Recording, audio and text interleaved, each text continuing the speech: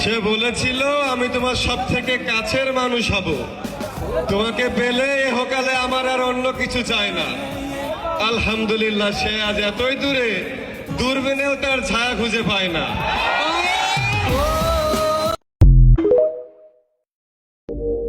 যে ছেলে তোমার ফটোতে অন্য একটা ছেলের সামান্য লাভ রিয়াক্টই সহ্য করতে পারে না, একটা সময় ওই ছেলেটাই তোমার পাশে অন্য কাউকে শুয়ে থাকতে দেখলেও গায়ে লাগাবে না।